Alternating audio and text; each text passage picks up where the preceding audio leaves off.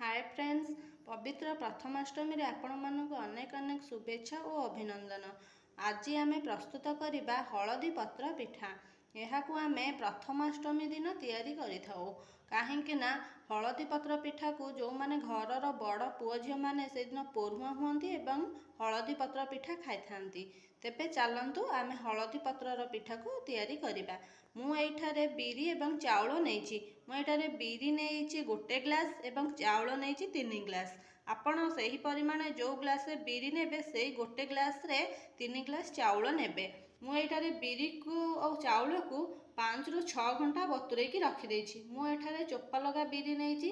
आपण जदि चोपा लगा बिरी नै पारिबे नाही ताहाले दुकान रे मिलुथिबा चोपा छड़ा बिरी को नहीं पारिबे। चोपा लगा बिरी नेले यार टेस्ट और स्मेल टा बहुत भल आसे। तेबे चलंतु मोर बिरी तो बतुरी गलानी, याकू भल भाबरे धोई देबा। एबे आमे बिरी एवं चाउल को भल भाबरे धोई नेले एबे हार आमे फाइन पेस्ट प्रस्तुत करिनेबा। आपण ए बिरी एवं चाउल को ग्राइंडिंग कला बेले ग्राइंडर कप रे जते बिरी एवं चाउल पकेबे सेते बेले आपण कम परिमाण रे पानी देबे, जेमिति कि पेस्ट बेसी मोटा हेबो नाही कि बेसी पतला हेबो नाही।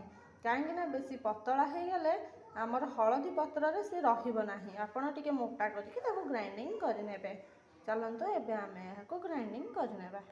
देखंतु वर्तमान आमे हलदी पत्र पिठा पई पिठौआण प्रस्तुत करनेले।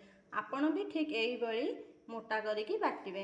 बेसी पानी देले पिठौटा बेसी पानिया हे जिवो एवं हलदी पत्र रे से रहिबनी, जहा फल रे कि पिठा आपणकर भलो आसीबनी। एबे आपण स्वाद अनुसार लूण पकेइबे। मु एइठारे 3 चम्मच लूण नेइछि। आपण आपणक स्वाद अनुसार लूण पकेई एहाकू भलो भाबरे गोळेइ नेबे एवं एहाकू 3 ରୁ 4 घंटा कभर करके रखी देबे। एबे आमे हलदी पत्र पिठा पई चलंतु यार पूरा प्रस्तुत करिबा। हलदी पत्र पिठा पई एबे आमे पूरा प्रस्तुत करना। पूरा करिया पई मु एइठारे गोटे नडिया को ताकू भांगी गिरी ताकू कोरेई की रखी देइछि एवं एथिरे पकाया पई अदा हाफ इंच खंडे नेइछि। आ गोलमरीच 12टी, गुजराती 2टी एवं गुड़ नेइछि। एबे आमे एहाकू भलो भाबरे कड़ाई रे भाजिकी एहार पूरा प्रस्तुत करिन।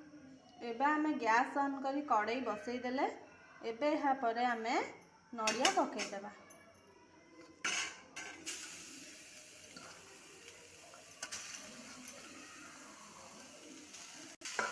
नडिया पकई आमे एहाकू टिके भाजी नेबा। एहा परे आमे जो छेची रखिथिबा गोलमरीच, गुजराती, अदा को पकेइबा। किंतु एहा पूर्व आमे नडिया को टिके भाजी नेबा। आमर नडियाटी हल्का भाजी हुई आसलानी। एबे आमे एथिरे गुड़ पकेइबा।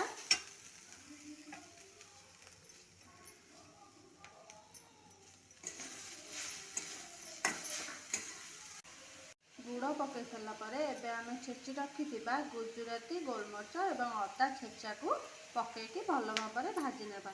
जेपरि तार कलर चेंज होइकी ब्राउन कलर होई जिवो। गुड़ आमे पकेइले एइथिपाई जेहेतु नडियाटा भाजिला बेले तार कलरटा बहुत भल आसिबो। आपण चीनी चाहिए भी एथिरे ऐड कर परिबे।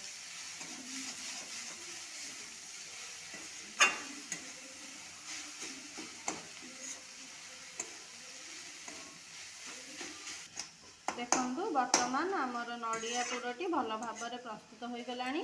एबे आकु आमे गोटे प्लेट को काढी नेबा एवं मु एइटारे हलदी पत्र पिठा पई हलदीर पत्र को काटिकी भल भाबरे धोईकी नहीं जाइछि। एबे चलंतु आमे यार पिठा प्रस्तुत करिबा। देखंतु एबे आमे गैस ऑन करिकी इडली छांच बसई देले एवं एथिरे अल्प पानी मध्य दे देले। एहा परे आमे हलदी पत्र टुकुड़ा टुकुड़ा खंड को एथिरे पकई देले, जहा फल रे कि एहार वासना बहुत भल आसीबो एवं जेतले पानी फुटिबो पिठा भी बहुत भल वासना आसीबो। चलंतु तेबे आमे हलदी पत्र पिठा प्रस्तुत करिबा। हलदी पत्र पिठा पई आमे छांच रे ओदा कना पकई देले, जहा फल रे कि पिठाटा तळे आ लागिबनी आ पिठाटा बहुत भल रे उठिबो। चलंतु आमे एबे पिठा प्रस्तुत करिबा। एहाकू डंकी साहाय्य न करी हाथ रे कले एहा बहुत भल होई थाए। चलंतु तेबे देखिबा।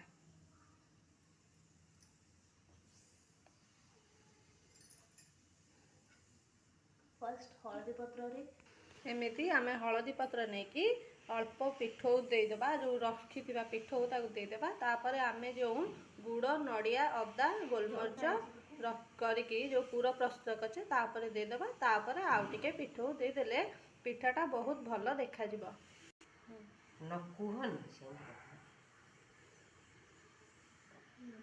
ନଡ଼ିଆ ଉପରେ ସୋଦୁଅ ଦିଆଗଲା।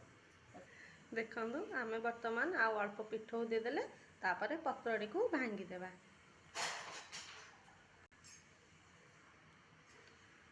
ପତ୍ରଟିକୁ ଏବେ ଆମେ ଭାଙ୍ଗିଦେଲେ ଏହାପରେ ଆମେ ଇଟିଲି ଛାଞ୍ଚରେ ଯେଉଁ କପଡ଼ା ଥୋଇଥିବା ତା ଉପରେ ନେଇକି ଏଟାକୁ ଥୋଇଦେବା।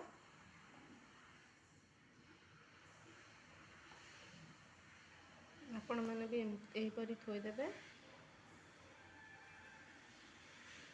ଦେଖନ୍ତୁ ବର୍ତ୍ତମାନ ଆମେ ହଳଦୀ ପତ୍ର ପିଠା ପାଇଁ ସବୁ ପିଠା ଗଢ଼ି ସାରିଲେଣି। ଏବେ ଆମେ ଇଟିଲି ଛାଞ୍ଚରେ ନେଇକି ଥୋଇବା।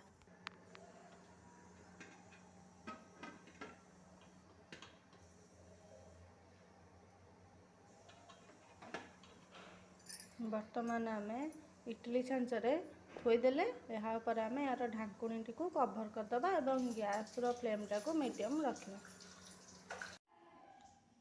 ଏବେ ତ 10 ମିନିଟ୍ ହୋଇସାରିଲାଣି।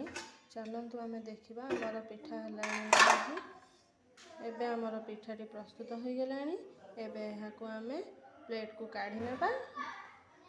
ଦେଖନ୍ତୁ ମୁଁ ତ ଏଇଠାରେ ପୁର ଦିଆ ହଳଦୀ ପତ୍ର ପିଠା ଏବଂ ପୁର ଦିଆ ଇଟିଲି ପିଠାକୁ ଗୋଟେ ପ୍ଲେଟ୍ରେ କାଢ଼ି ନେଇଛି।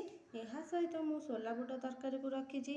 ଆପଣ ଯେଉଁ ତରକାରୀ ସହିତ ବି ଏହି ପିଠାକୁ ଖାଇପାରିବେ। ଏହାକୁ ଘରେ କରିକି ଖାଆନ୍ତୁ ଏବଂ କେମିତି ଲାଗିଲା ମୋତେ କମେଣ୍ଟ ବକ୍ସରେ କମେଣ୍ଟ କରିକି ଜଣାନ୍ତୁ। ଯଦି ମୋ ଭିଡ଼ିଓଟି ଆପଣଙ୍କୁ ଭଲ ଲାଗିଥାଏ ତେବେ ମୋତେ like, comment, share and subscribe କରନ୍ତୁ। ଧନ୍ୟବାଦ।